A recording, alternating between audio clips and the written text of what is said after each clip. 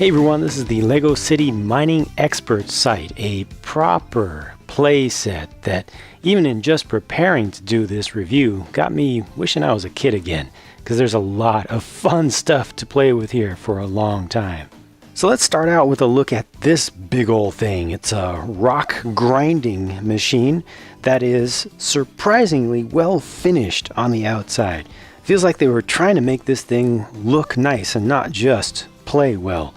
It does have a large number of pretty brightly colored Technic pieces that are exposed on the outside, but because of the color scheme, they fit right in. So this really looks like they were going for a nice finished appearance, and they do use a good amount of studs on the side construction to smooth around the engine compartment here. And what impresses me actually the most about this build is how finished this tunnel is here, this arm, the top of it. It's so nice and smooth and well covered. There's actually a mechanism inside of there. There's a gear train within there. You use this thing, look at that. It turns the grinding heads at the end, both of them together. So all that is completely hidden within there. The only things that are exposed, that are really noticeable from the outside, that are exposed Technic stuff, are just where you have these Technic bricks. And to me, that feels like it just has a nice amount of little texture in there that adds, doesn't detract. They have these covers for the sides of the track segments. They use a bunch of these linear gear segments. You see some of those on the back as well. And this does have the cheater mechanism to make sure that the tracks are always turning when you move this forward and backward. They just have a large wheel that you see here, wheel and tire. I'll go ahead and turn this over to make that a little bit more obvious. One for each pair of tracks on this, to make sure that if you're driving over a very hard surface, these don't just kind of skim, which they normally would do if you're on like linoleum or a tiled floor or hardwood floor or something like that. Oftentimes these would just skim over. This is so much more effective than forcing poor kids to have to put in a million of those little rubber inserts that they also have available that are useful in some places, in some circumstances, but this is just simpler, and it's a lot more reliable. You can also move the head of this thing, the entire arm, up and down, so it has quite a range. It doesn't go all the way down to the ground, but it goes pretty far, and you can easily operate this with two hands, so you can just keep this going, and you can just go up and down the face of something. There's really not much else to do with this, but this looks really good to me. It feels good. There's some friction in there. All the mechanisms seem to work pretty well. This is nicely detailed at the end here. The cab has a little bit of protection with the bars going over the front. I don't like this gap right here, but whatever, it's no big deal. And the guy, the operator in there, you can just easily take all of this off. He has a plenty comfortable looking seat, and you're able to put actual control sticks in each of his hands. So that all works well. I also like these. I think they're supposed to be air filters, either that or they could be related to the exhaust system. And then I'm not sure. I think these are supposed to be air intakes. I'm not sure where exhaust would be then. And then you've got stuff that's related to the cooling system up on top. This set does have quite a few stickers. You'll see a lot of decorations around here, and none of them are prints. The good news about that, though, is that if you don't like stickers, you can just leave them off, and this will still look really interesting. The colors are so bright and there's so much texture that's actually built up that if you really hate stickers, especially these clear backed ones that are easy to mess up with air that you can see getting through if you let air bubbles in there, or stray hair, especially if you have animals or just dust and stuff, you can easily mess up the looks of things. So if you hate stickers, don't worry about the fact that this set has a lot of them. You can just leave them off and you'll still end up with something that looks really cool, not to mention plays really well and is really fun. Speaking of which, let me now demonstrate rather than just talking about it. The idea here is that you are in an underground mine, essentially within a mountain, or perhaps it's just down below. I think that it's ultimately above sea level, above standard ground level, but then you've just bored into the place quite a lot. And you get this thing going, and you're going to be hitting some of those gold nuggets, and eventually they'll start popping off. The only one thing that's not that great here is that the weight of the mine segment is not very great. So it's easy to kind of push it around. As you see, I just continue to push it back. But you're just knocking these things off. I think this just needed some form of weight or some form of a friction, little footing for it to help it to stay in one place. With some rubber pieces, they've got those Technic rubber bushings. I think could have been used to create something to hold it in place. But this is how it works. So I've now harvested all of those brand new gold nuggets off of this face. You may end up scratching up this surface over time, but it's just so much fun to go through there, to go back and forth, to operate this arm and the grinding wheels at the same time. It works really well. It makes me want to build up a lot more, wall face and rock face like this to be able to do a lot more work.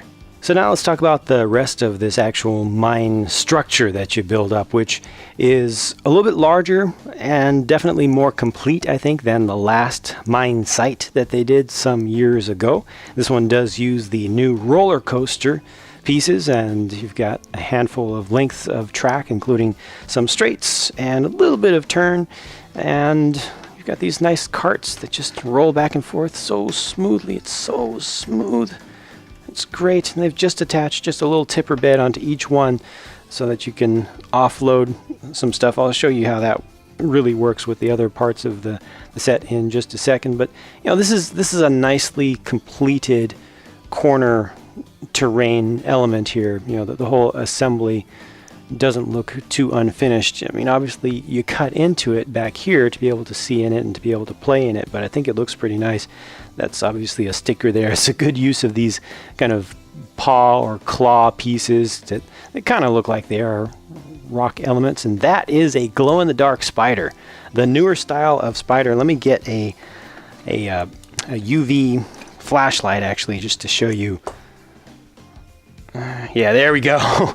So you can see just how much that picks up the UV light. I mean, even without turning down the lights anywhere. So you can just imagine when you turn out the lights completely, that's a pretty spooky looking thing. It's great to get that in that color, and I hope to be able to get a lot more of those because it'll really contribute to all sorts of scenes, horror scenes, Halloween related stuff, and it's just fun to have glow in the dark things. As you look inside of the mine, well, there's the turn. It's just one single 90-degree turn here, which is fine. It allows you to bring the carts around real close. See, these come up nice and close like that. And there's a chute here that can be turned, so it can be aimed a little bit. I recommend just leaving it right there. That seems to be the best place to put it. And then this is fantastic use, super simple, but great use of the interior of one of these extra large rock pieces, the so-called big ugly rock pieces, because they're using the space inside of it as if it was hollowed out space inside of a rock face, which is exactly what it's supposed to be. You can get in there with one of your figures and start mining out some more of those nuggets. I've not moved nuggets from the wall to here to reuse them. You're only going to see unique ones, so I still have that whole handful from the outside. So you get a few more in here, and the idea is that you would get these out, and then as you get them, just dump them in the chute and allow that to go down to here. So I'll go ahead and move this guy out of the way temporarily. We'll take a look at all the figures a little bit later on, but go ahead and take these out. I'll put a couple of them into here, and you got enough room to bring the little mine train around. Oh, that went too far. There we go. So load some stuff here, and then I'll show you how that gets unloaded in a second. There's a great action feature here. Oh, it's so good. It's so perfect. I feel like Lego has done kind of dumb stuff with these exploding features before, where either they look really unrealistic and just unbelievable, really takes you out of the imaginative world of what you're doing, or they just don't work well. This looks good. These look like plungers for actual explosives, and they work really well too. You push down on either one of these, they blow open these rock faces, so you can see it from this side as well. Just push down on it. It's great. It's great. And again, they don't use ridiculous colored parts.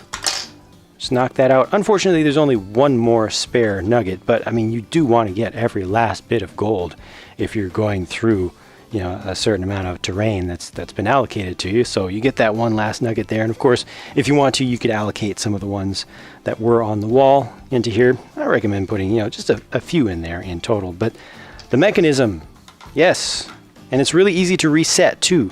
It would not be cool if you had to line everything up just perfectly. Here you don't. You just put these 2 rock pieces there and you're ready to go again. I love this. This is perfect play, feature, action goodness. So just a minute ago, I pushed these mine carts out of the mine with the ore that's already in there, the gold nuggets complete and ready to go.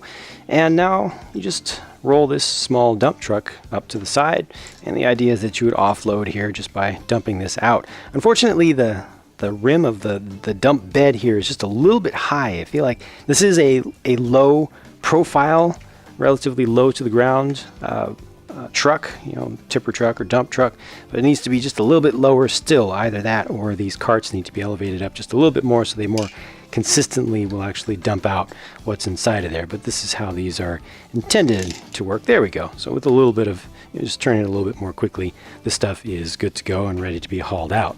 This truck looks really nice to me, but it is unfortunate that it has that little bit of flaw of being just slightly too high. And there's also one other flaw that's just a consequence of how Lego goes together.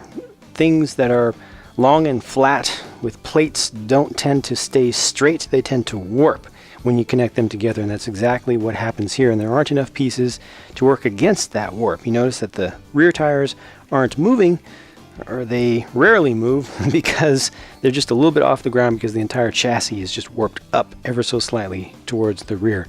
I don't think it's a big deal, but with my toy trucks, I've always liked to see all the wheels turning when I move it. So to make that happen, you really need to just push down on the whole thing all the time. It's not that big of a deal. The dump bed works perfectly though. Nice to get this roughly 4 stud wide bed, you know, long bed in this red color. And this is just the most traditional style of dump system that has been around for decades now.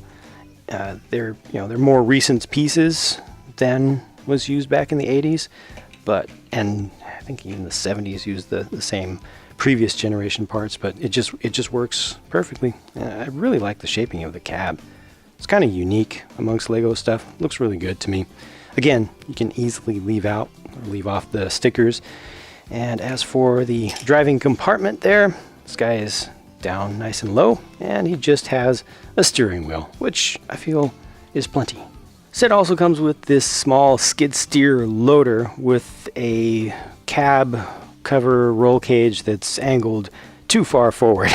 That's just a little bit awkward to me, just how far they've been. You know, sometimes they've done ones that have like that kind of setup, but they wanted to keep it nice and low, I guess, and it just doesn't line up quite right. Also, it's a little bit awkward to me the way they have to attach the bucket to the front. Just sticks out a little bit, but at least it does work pretty well, and I think it's best to have this flat like that, and then you can get it right down on the ground and get it to be, you know, right against the surface. And the idea with that is that you would use it with the grinder. You know, the grinder just makes a mess of all these nuggets, all this gold, and you just would, you know, use a finger to help load things up. But see, being able to get this right down on the ground is so important. That's why I talk about that a lot in sets that have loaders and have buckets that are intended to pick things up off the ground. It's important to get down to the ground to be able to actually pick up stuff appropriately.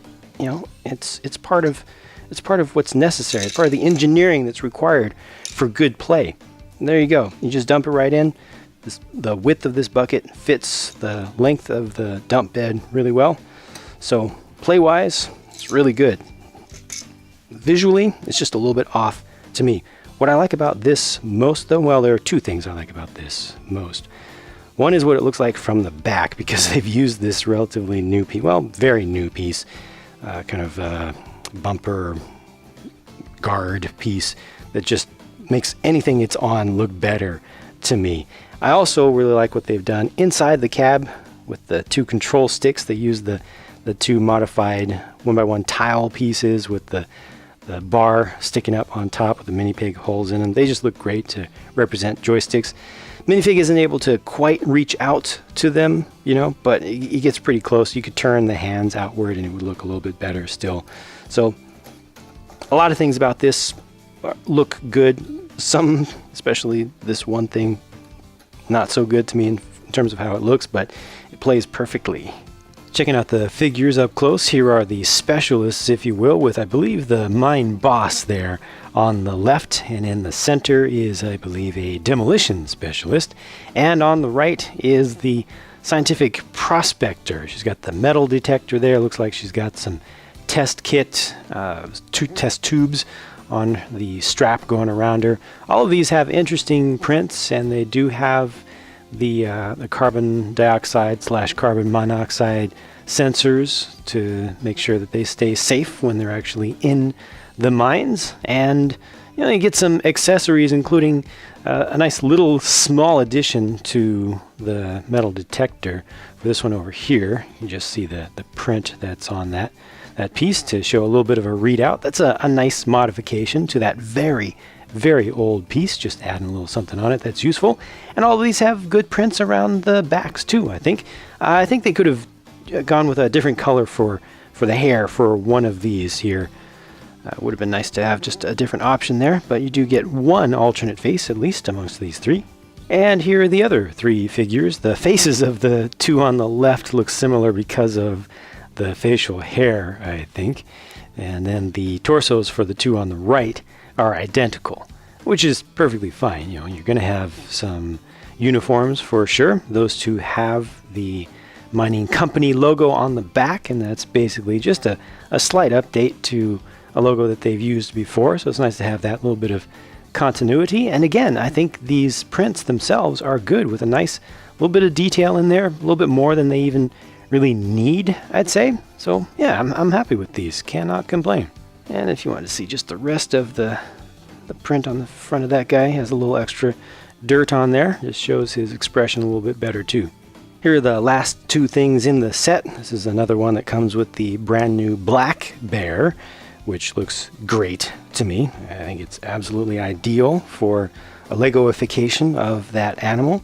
Snout looks really good, the print is good, and this has the standard articulation that all of these do, so you can get it to stand up like that to be reaching for something. And then this is just a little monitor. Let me put the bear behind there to give you a little bit of darkness behind so you can see a little bit better. Thank you, Bear, for your help with that. It's just showing kind of a heads-up display, to give you essentially a map, a digital map of the mine site. So it gives you a place to kind of bring your figures around and to talk about your plan for what you're going to mine and lay out, where you're going to put your equipment and stuff. It's such a small thing, it just has a few pieces and a single sticker, but I feel like it adds to the imaginative experience. Oh yeah, there's also a poultry leg that can be used for food for humans or for the bear. Ow. Now, I've liked construction site related stuff my entire life, so you could say that I have a very strong positive bias in favor of things like this.